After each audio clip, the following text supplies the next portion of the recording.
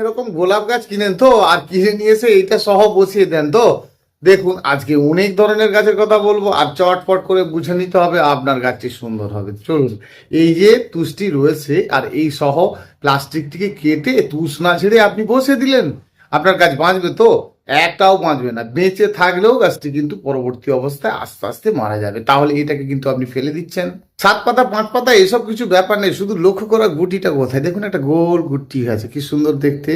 এই যে গোল গুটি, আর গুটির ওপরটাই হচ্ছে গোলাপ গাছ। এবারে কুঁড়ি আছে, দেখতে পাচ্ছেন কুঁড়ি আছে, ফুলের কুঁড়ি। একেবারে ওই কুঁড়িটা যখন ফুটে উঠবে আর আপনি তারপরে সুন্দর ভেবে বসে আছেন, আবার আপনার বিশাল একটা তাজা গোলাপ হবে, কিচ্ছু হবে না যদি ওই কুঁড়িটা আপনি কেটে না দেন। ফুল শেষ। এইখান থেকে উপর থেকে 3টে পাতা গুনে নিয়ে যেখানটা আঙুলটা ধরে রেখেছি দেখেছেন, ওখান থেকে ধারালো বিলতে কেটে দিন। গাছের এইভাবে ধরুন আর টোড়ালটাকে ছেড়ে ফেলুন, তারপরে আপনি গাছটা রোপণ করুন, দেখবেন আপনার গাছ কিন্তু ভালো থাকবে এবং প্রতিটি গাছ বাঁচবে।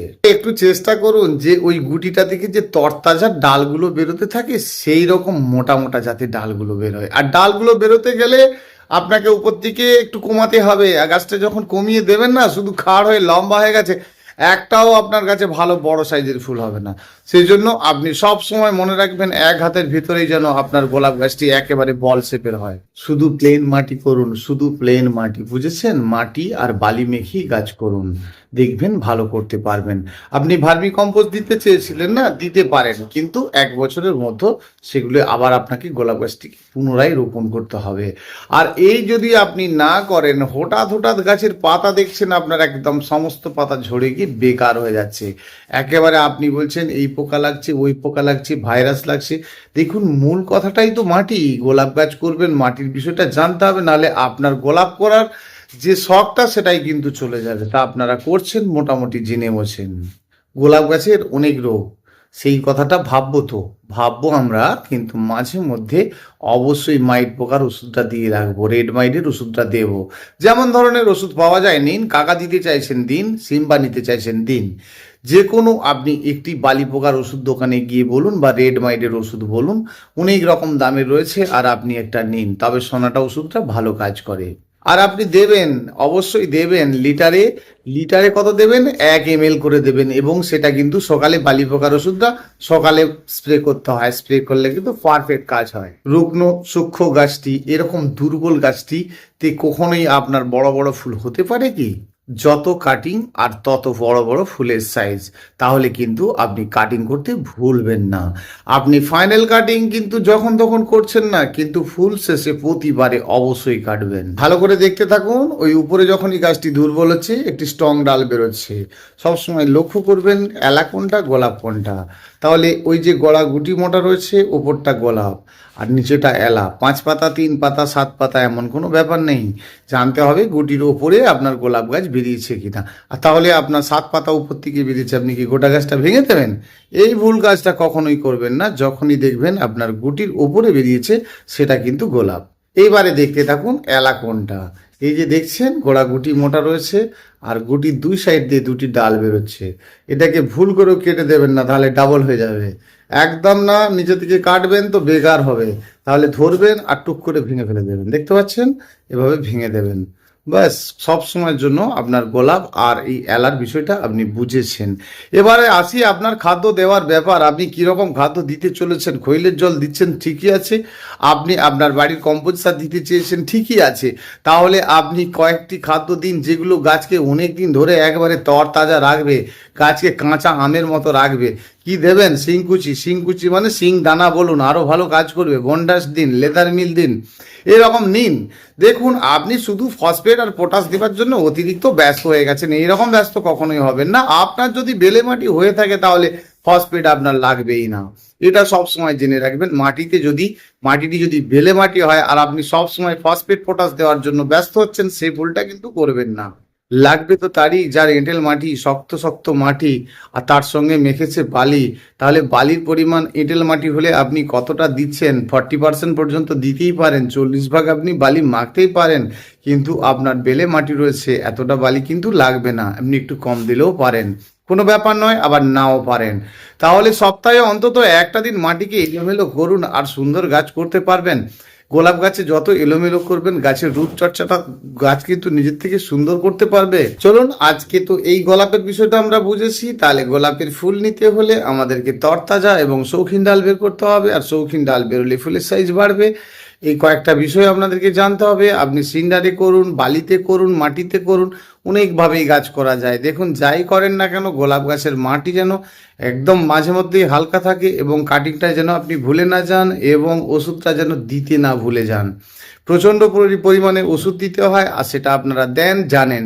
মোটামুটি আপনি সোনাটা দেন বা কাকা দেন, দিয়ে রাখবেন, মাঝে মধ্যে দিয়ে রাখবেন, একেবারে গাছ ফ্রেশ থাকবে। আপনার কাছে অবশ্যই গোলাপ ফুল, ভালো গোলাপ ফুল প্রেজেন্ট করবে, তাহলে আপনি অবশ্যই সুন্দর গাছ করবেন। এবারে আসি আর কয়েকটি বিষয় নিয়ে মানে আমাদের বাড়িতে প্রত্যেকের কিন্তু 12 মাসি ফুলের গাছ আছে, আর সেই সম্বন্ধে জানতে হবে।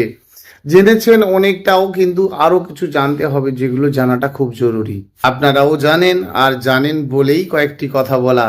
আপনি যে জানেন না তা নয়, কিন্তু জানার মধ্যেও যেন কোনো রকম ফাঁক দেওয়া যাবে না, তাহলে গাছ বাঁচানো কঠিন হয়ে উঠবে। দেখুন সবগুলোই ঠিকঠাক করলেন, তার মধ্যে একটা আধটা যদি ভুল হয়ে যায় তাহলে কিন্তু আপনার গাছের বড় ক্ষতি হয়ে যাবে, আর সেটা কিন্তু আপনারই খারাপ হবে। এখন আর লতানোর মতো জায়গা কোথায় বলুন তো? যে কোনো লতানো গাছকে আপনি তো সুন্দর করে ছোট করে রাখতেই পারেন, ফুল শেষ আর কাটিং করবেন। অনেকেই এই ম্যান্ডিভিলার গাছটিকে বাঁচাতে পারে না, আর পারে না তার একটাই কারণ, সে অনেক কিছু মাটির মধ্যে মেখেছে, কারণ মেখেছে বলেই কিন্তু সে গাছটিকে বাঁচাতে পারছে না। প্লেন ভাবে আপনি এই ম্যান্ডিভিলার গাছ রোপণ করে দেখুন, আপনার প্রতিটি ম্যান্ডিভিলার গাছ বাঁচবে। এবং আপনি গাছটি রোপণ করার পরে কিন্তু অতিরিক্ত বৃদ্ধি হতে দেবেন না, আর বৃদ্ধি হলেই কিন্তু ফুলই হতে থাকবে, আর ফুল হচ্ছে মানে কিন্তু আপনার ম্যান্ডিভিলা গাছের আস্তে আস্তে ক্ষতিটাই হতে থাকবে। সেই জন্য ফুল শেষে আপনি অবশ্যই কেটে ফেলে দেবেন এবং গাছটিকে স্ট্যান্ডিং করার চেষ্টা করবেন। 3 দিকে 3টি কাঠি দিন। লতা জাতীয় গাছ তো যেমন আপনার বাড়িতে অপরাজিতা গাছ রয়েছে, রাখি লতা রয়েছে, ইত্যাদি ইত্যাদি নানান ধরনের লতা জাতীয় গাছগুলো রয়েছে। ফুল শেষে কিন্তু আপনি অবশ্যই কাটিং করে দেখুন, বিরাট উপকার পাবেন। গাছের মানেগুলো জানবো আমরা, গাছের বিষয় আর গাছের মানেগুলো জানবো তো। দেখুন গাছটা বেশ সুন্দর হচ্ছে, আর দেখছেন ভেতরকার পাতাগুলো সব হলুদ হয়ে যাচ্ছে, কি বাজে ব্যাপার। তাহলে গাছটিকে আপনি কেমন নাড়িয়ে দেখুন, দেখবেন হলুদ পাতা ঝড়ঝড় করে পড়ে যাচ্ছে। এর কারণ কি জানেন? অনেকদিন আপনার গাছটি টবে থাকার জন্য দেখেছেন মাটি একেবারে কমপ্যাক্ট হয়ে যাচ্ছে। বারে বারে অনেকবার আপনি লক্ষ্য করেছেন যে আপনার গাছ হঠাৎ হঠাৎ ঝিমিয়ে পড়ছে, আর আপনি কি একবারও চিন্তা করে দেখেছেন যে টবের মতো শেকড়ে ভর্তি হয়ে গেছে? তাহলে আপনি ওই মতো অবস্থায় হঠাৎ ঝিমিয়ে গেলে করবেনটা কি? টব সহ 5টা মিনিট জলে বসিয়ে রাখুন, আর আপনি বুঝতে পারবেন যে আপনার ভুলটা কোথায় আছে। সেই কারণেই আপনি এরকম বারে বারে 10 বার যখন ভুল করেই ফেলছেন, হঠাৎই বুঝতে পারছেন যে গাছের ভেতরকার পাতাগুলো হলুদ হতে থাকছে। এ মতো অবস্থায় আপনার করণীয় কি?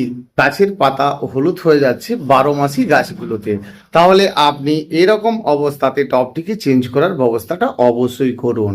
অনেক দিন হয়েছে আপনি বলছেন আমার টগর গাছে ফুল নেই, বেল ফুলে ফুল নেই, আর আপনি টবটাকে চেঞ্জ করতে বহুদিন ধরে ভুলেই গেছেন। এটার পেছনে একটু ধ্যান দিন, তাহলে আপনি অবশ্যই করতে পারবেন। ঠিক দেখুন, অতিরিক্ত ঠান্ডার সময় আপনি না করলেন, কিন্তু কয়েকদিন পরেই তো বসন্তকাল, তো সে সময়টা আপনি কিন্তু টবগুলোকে আবার নূতনভাবে শিফটিং করুন, আবার প্রতিস্থাপন করুন, যে সুন্দরভাবে আপনার গাছটি যাতে গড়ে ওঠে। শুধু আপনি গাছের ওষুধ দিলেই হবে না, মেন কাজটাই হচ্ছে টবটাকে নূতনভাবে আবার একটি জায়গায় নিয়ে গিয়ে আবার রোপণ করা, আবার সুন্দরভাবে তাকে প্রতিস্থাপন করা। আর এই মতো অবস্থায় পাতাগুলো যখন আপনার হলুদ হয়ে ঝরে পড়ে যাচ্ছে, আর আপনার জেনে নেওয়া যে গাছটিকে সাথে সাথে ঠিক করে নেওয়া, তাহলে গাছের গোড়াতে এরকম কন্ডিশন যদি হয়ে থাকে, মাটি যদি কমপ্যাক্ট হয়ে থাকে, তাহলে কিন্তু আপনি গাছের গোড়ায় ডুবিয়ে জলটা অবশ্যই দেবেন তো ভালো করে জল দেবেন। ছোট টব আছে আর আপনি জল দেবেন না, তা কি করে হয়? ভালো করে আপনাকে জল দিতে হবে। আর এরকম অবস্থাতে যখন গাছটি খাড়ত্ব হয়ে যায়, তাকে আবার সুন্দরভাবে ঠিক করে নিতে গেলে তাহলে কিন্তু আপনাকে স্প্রে খাদ্যর ব্যবস্থা অবশ্যই করতে হবে। তাহলে আপনার বাড়িতে যেমনটা রয়েছে 19-19, 20-20, 28-28 যাই বলেন না কেন, এই ধরনের স্প্রে খাদ্যটা আপনি অবশ্যই দেবেন। আপনি কি করে বুঝবেন যে আপনার গাছের গোড়াতে জল বেশি হয়ে যাচ্ছে? দেখুন, গাছের প্রথম কথাটাই বৃদ্ধিটা বন্ধ হয়ে যাবে, আর বন্ধ হয়ে গিয়ে উপরের পাতাগুলো লালচে লালচে ভাব হয়ে যাবে।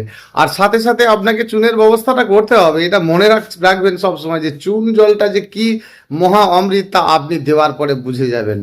দিয়েছেন কি? দিয়ে যদি থাকেন তাহলে আমাকে কমেন্ট করে অবশ্যই জানান যদি উপকার পেয়ে থাকেন। তাহলে যখন চুপচাপ গাছ আপনার বসে রয়েছে আর আপনি কিন্তু চুনের জলটা দিতে ভুল করবেন না। প্রথম কথাই হচ্ছে মাটিকে এলোমেলো করা, সেটা শীত হোক বা গরমই। তাহলে আপনাকে সবসময় জানতে হবে আপনি ডরমেন্সি ধরে বসে রয়েছেন, যে ডরমেন্সি রয়েছে এখন গাছের গোড়াতে, আমি একদম হাত দেবো না। এই ভুল করলে গাছটিকেও বাঁচাতে পারবেন না। দেখুন, কারণ থাকলে সেটা করতে হবে। তাহলে আপনি গাছের গোড়ায় অবশ্যই মাটি খুপড়ে পরিষ্কার করে শুকনো করবেন আর চুনের জলটা দেবেন। বেশি বেশি গাছ যদি আপনার না থাকে, একটা আধটা গাছ রয়েছে তো, তাহলে 1 গ্লাস গাছের জল নিন আর তার সাথে অর্ধেক চামচেরও কম চুন নিন, জলে গুলুন আর গাছের গোড়ায় দিয়ে দেখুন পরিবর্তন হচ্ছে কিনা। সাথে সাথে কিন্তু ডোকাগুলোকে একটু একটু করে পিঞ্চ করে দেবেন আর সুন্দরভাবে আবার আপনার গাছটি বাড়তে শুরু হয়ে যাবে। সর্বপ্রথম আপনাকে মাটিটিকে খুপড়ে শুকনো করতে হবে, কারণ আপনি এত উল্টো সিধা করে জল দিয়ে ফেলেছেন আপনি না বুঝতে পারার কারণে, আর সেই জলটি থাকার কারণে কিন্তু গাছের ক্ষতিটা হয়েই গেছে, আর সেটাকে আপনাকেই ঠিক করে নিতে হবে। কয়েকটা কাজ খুব দামি জানেন তো, গাছ যেগুলো ভালোবাসে, গাছের কাটিং, গাছ শিফটিং আর মাটিকে এলোমেলো করা, এটা কিন্তু গাছ খুব পছন্দ করে। সিস্টেম সিস্টেম আপনাকে মেনে চলা মানে শুধু টাইম বুঝে জল দিচ্ছেন তো। তখনই আপনি জানেন, আপনারাও জানেন তো, কিন্তু যখন আপনি জল দিচ্ছেন গাছের গোড়ায় জল না থাকলেই আপনি জল দিচ্ছেন 6 থেকে 7 দিন ছাড়া, কিন্তু যখন অতিরিক্ত জল আপনার মনে হচ্ছে টবটিকে মাঝে একদিন শুকনো করা, আর তা আপনি করবেন এইভাবেই। যদি আপনি সপ্তাহে অন্তত একটা দিন মাটির টবটাকে শুকিয়ে নিতে পারেন, তাহলে জানবেন আপনার আবার কিন্তু গাছটি সুন্দর হয়ে উঠবে। ছোট টবে গাছ রোপণ করেছিলেন, কত ইঞ্চি টব? ছোট্ট 6 ইঞ্চি টব। কত দিনের জন্য? আগে দিনটা লিখে ফেলুন। 6 মাস। 6 মাস পর্যন্ত আপনি 6 ইঞ্চি টবে রোপণ করেছিলেন, তারপর সেটাকে 1 বছর করে ফেলছেন। ঠিক আছে, সমস্যা নেই, কিন্তু এরপরে আপনাকে ব্যবস্থা নিতে হবে আর একটা টবে দেওয়া। তাহলে আমরা যেগুলো দিচ্ছি, আমরা কোকোপিট দিয়ে কি গাছ রোপণ করতে পারি না? নিশ্চয়ই পারি। তাহলে আমরা মাটির সঙ্গে কি ভার্মি কম্পোস্ট মেখে গাছ করতে পারি না? নিশ্চয়ই পারি, কিন্তু সেই সময়টাকে আমরা একেবারে ভুলে যাই, তাই সেই জন্যই কিন্তু আমরা সেই দোষগুলো দিয়ে ফেলি। দেখুন, কয়েকটা বিষয় আমাদেরকে জানতে হবে, দেওয়াটা ব্যাপার নয়, দেওয়ার পরে যে কাজটা করার দরকার সেটা আপনাকে করতে হবে। যেমন কিছু গাছ কিছু জিনিস ভালোবাসে। এই গাছটি মানে এই ধরনের পাতার যত গাছ রয়েছে এরা বালি বেশি পছন্দ করে। দেখুন, বালির পরিমাণ যদি আপনার পাতার গাছে যদি বালির পরিমাণটা বেশি থাকে, তাহলে পাতার কালারটা তবেই আপনি পাবেন। তাহলে আপনি একটা পরীক্ষা করে নিন তো। হ্যাঁ, গাছটির নাম ফিলোডেন্ড্রন। তো আপনার বাড়িতে মানি প্ল্যান্টের গাছ রয়েছে, মানে পথুসের কোনো গাছ রয়েছে, সেটা রেড পথুস হতে পারে, হোয়াইট পথুস হতে পারে বা ইয়েলো পথুস হতে পারে। তাহলে আপনি একটি হোয়াইট পথুসের গাছকেও আপনি বাড়ির ভেতরে কয়েকটা দিন রেখে দেখুন তো, দেখবেন আস্তে আস্তে পাতাগুলো গ্রিন হতে থাকছে। এর কারণ মাটিটি আপনার অতিরিক্ত একেবারে খাদ্যযুক্ত ভরপুর হয়ে রয়েছে, আর সেই জন্য আপনাকে জানতে হবে মাটিতে যদি বালির পরিমাণ বেশি থাকে, তাহলে পাতার কালারটা আপনার সব সময়ের জন্য যেমন কালার আপনি নিয়ে রোপণ করেছিলেন ঠিক সেরকমই শুরু হয়ে যাবে। তখন আপনি গাছ করছেন, হঠাৎ দেখছেন যে গাছের পাতা একটা জায়গায় ফসকা পড়ে যাচ্ছে, হঠাৎ গোটা ভালো পাতা রয়েছে দেখছেন হঠাৎই একটা জায়গায় পচে গিয়ে কেমন হয়ে গেল। কেন না, আপনি অনেক দিন রৌদ্র দেননি, একদম বাড়ির ভিতরে রেখেছেন।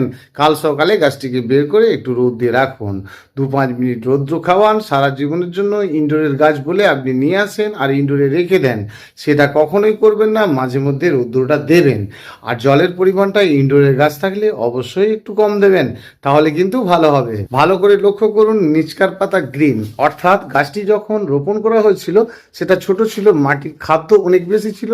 গাছ যখন ধীরে ধীরে বড় হচ্ছে আর গাছের পাতা কিন্তু লাল ভাব হচ্ছে, মানে খাদ্যের পরিমাণ কমে যাচ্ছে। তাহলে আপনি যদি পাতার গাছ করতে চান, তাহলে কিন্তু আপনাকে একটি ছোট টবের মধ্যেই রোপণ করতে হবে। এ কথা বলার মানে এটাই যে ছোট টবে যদি আপনি রোপণ করে থাকেন যে কোনো ইনডোর প্ল্যান্টের গাছ, তাহলে তার পাতার কালারগুলো কিন্তু ভীষণ ভালো থাকবে। আর আপনি বড় সড়ো টবে দিয়ে দিয়েছেন, পাতার কালার কিন্তু চট করে আপনি করতে পারবেন না, কারণ বেশি বড় টবে দিলে আপনাকে জল কন্ট্রোলটা ঠিক করতে হবে, তবেই কিন্তু সুন্দর পাতার কালারটা আপনি পাবেন। তবে হ্যাঁ, মাটি আর বালি আর মাটি এর উপরে জোর দিলে প্রতিটি গাছ কিন্তু আপনি সুন্দর করতে পারবেন। ইনডোর প্ল্যান্টের গাছ করবেন 80% বালি আর 20% মাটি মেখে করুন, দারুণ গাছ করতে পারবেন। আপনি প্রশ্ন করেছিলেন আপনার গাছে একটাও ফুল নেই, কারণ আপনার মাটিটি ভীষণ ভালো আর আপনি সুন্দর গাছ করেন, সেই জন্য আপনার গাছের বৃদ্ধি ভালো হয়েছে। রৌদ্রের পরিমাণটা বেশি হতে হবে। একে তো শীতকাল, একেবারে ঠান্ডার সময়, আর সে সময় আপনি রৌদ্রটা কম দিচ্ছেন, ফুলের পরিমাণটা কমে যাচ্ছে। রৌদ্রটা অবশ্যই একটু বেশিতে রাখুন এবং খাদ্য দেওয়াটা বন্ধ রাখবেন। যদি আপনার গাছটি সুন্দর হয়ে থাকে, তাহলে সুন্দর হয়ে গেলে আপনি খাদ্য বন্ধ করে দিলে কিন্তু আপনার গাছে ভর্তি ফুল হয়ে যাবে। নমস্কার বন্ধুরা, পুষ্পশ্রী নার্সারি কোলাঘাট, আমি কমল। আজকে সময় একেবারেই কম, এই সময়টা একটু চাপে রয়েছি, আর সেই জন্য আপনাদেরকে মাত্র কয়েকটি গাছের বিষয় নিয়ে বললাম। এইভাবে করতে থাকুন, জানতে পারবেন, প্রতিটি গাছের সম্বন্ধে জানতে পারবেন, একের পর এক ঠিক আপনাদেরকে জানাতে পারবো। অবশ্যই এতক্ষণ ছিলেন, ভালো থাকবেন, ভীষণ ভালো থাকবেন। চেষ্টা করছি আপনাদের জন্য একটি করে ভিডিও প্রতিদিন নিয়ে আসার জন্য। ভীষণ ভালো থাকবেন। ফোন নাম্বারটা জেনে নিন, 9609456194। ধন্যবাদ।